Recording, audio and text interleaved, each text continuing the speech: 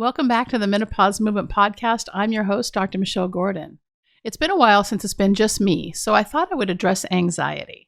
Managing anxiety is the most downloaded episode for this podcast, and I thought I could do a follow-up with actionable steps to manage your anxiety when it happens to you. Now, during this episode, I give you a step-by-step process to kick your anxiety right to the curb. And this is the exact process the Menomates discover in the Meno system as they begin to rethink menopause. At the end of the episode, make sure you visit drmichellegordon.com/podcasts, where you can find the show notes plus the links to the books and resources mentioned in the episode. If you enjoy the episode, make sure you subscribe to the podcast so you are always the first to know when each episode is released. And thank you for all of the 5-star reviews. I really appreciate you. If you have any questions about the topics covered in this or any other podcast, I invite you to open a conversation with me on Instagram at Dr. Michelle Gordon. And I promise I'll get back to you as soon as I can. Now, let's get on to banishing anxiety. Thanks so much for being a part of the menopause movement.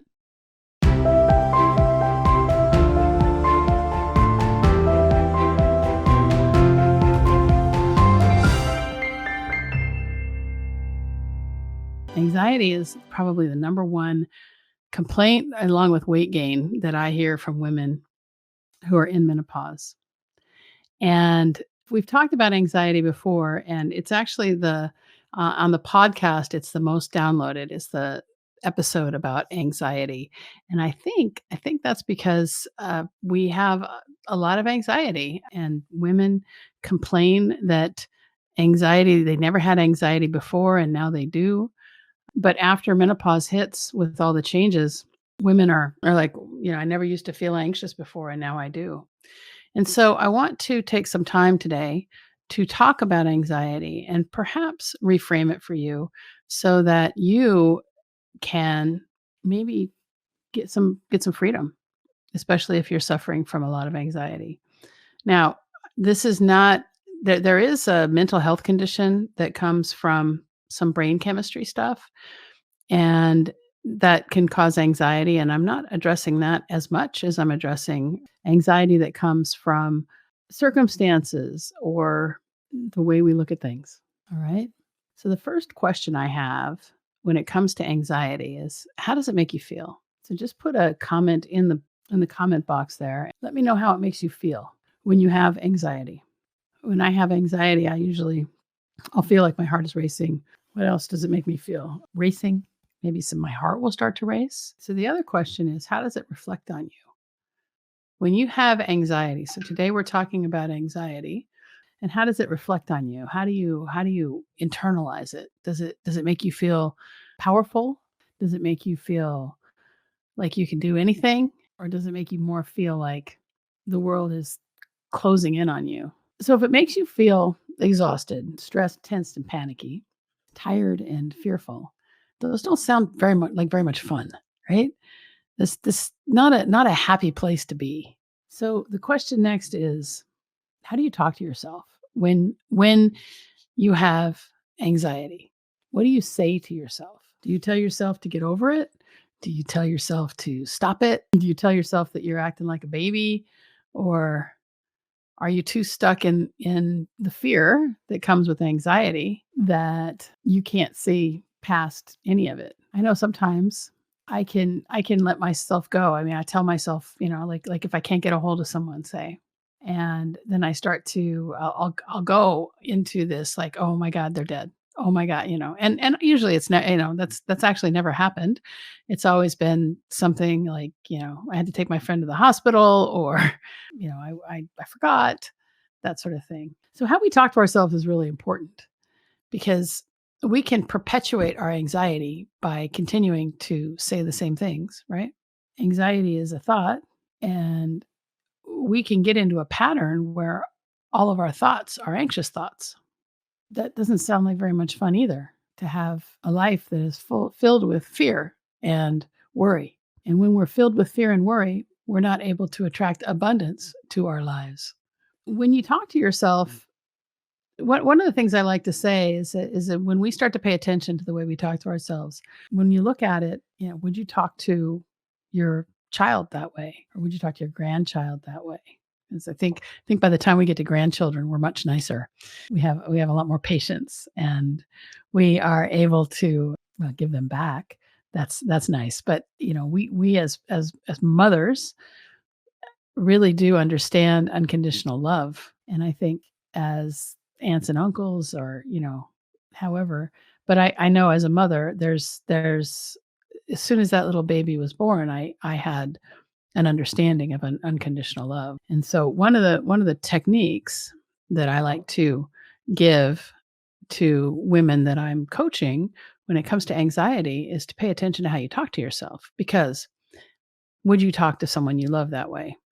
So we start with that. So that's a question. Question so far is, how does it feel when you have anxiety? How do you talk to yourself when you have anxiety? And how does that reflect on you and your self-esteem when you have anxiety? Do you feel powerful? Do you feel like you can do anything? So those are the questions. And then the next question I have is, what role does your story play in anxiety? What story are you telling yourself? So, in my example of I can't get a hold of someone, I immediately go to car accident and death because my brain wants to tell a story, right? Now, we're humans. Humans are storytellers. And so we want a story. We want to tell a story about whatever this event is. But is there truly a story? We make stories up out of everything. That's something to write down.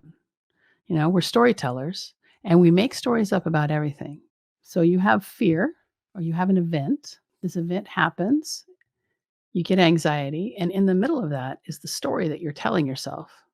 What is the story that you're telling yourself about the event?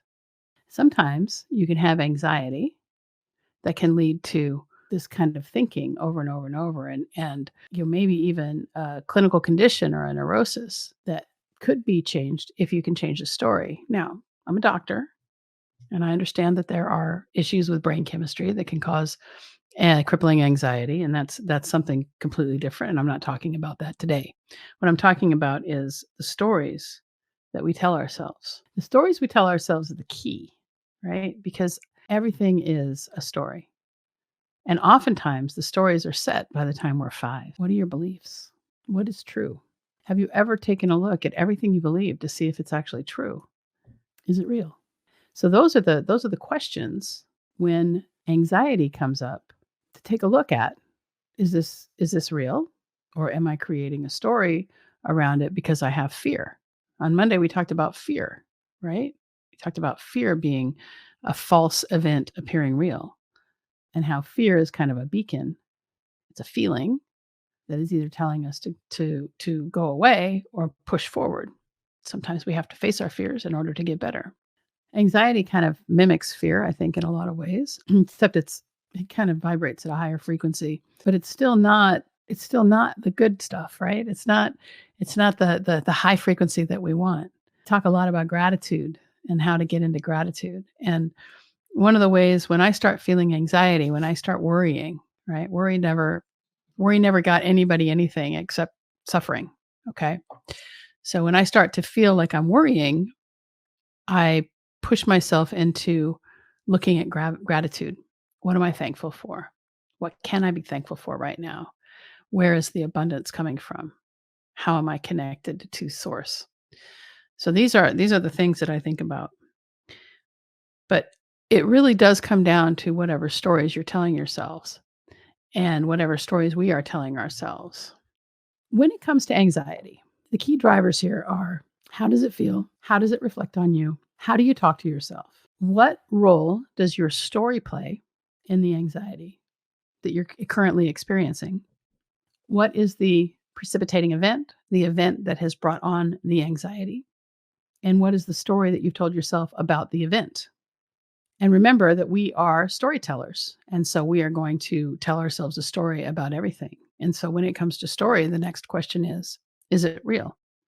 Is it true? Is it serving me? And then the kicker is, can I change it? And I will posit that you can change any story anytime with the right tools. So what I've found is that I don't have that much anxiety anymore because I can change my story at will. And that has helped, especially in the hard times. As many of you know, I've lived through some, pretty horrific tragedies. My son was really, really sick, almost died several times when he was a baby. And learning how to manage that fear, manage that constant up here nervousness has helped me. It helped me get to where I am now, right? But the way to manage it for me was to change the story and be grateful. Be grateful for every minute that I had with him when he was a baby and then as he grew up. So that's all I got for today. If there's any questions, I'll try to answer them, as they come in. So thanks so much for watching today, and I'll see you tomorrow with a bye. Did you know that menopause is not a medical condition? Most doctors don't know this either. I like to say that menopause is the privilege of a long life. And to really take hold of our lives in menopause, we have to unlearn what society and the medical establishment has told us about menopause. Thanks so much for being a part of the menopause movement.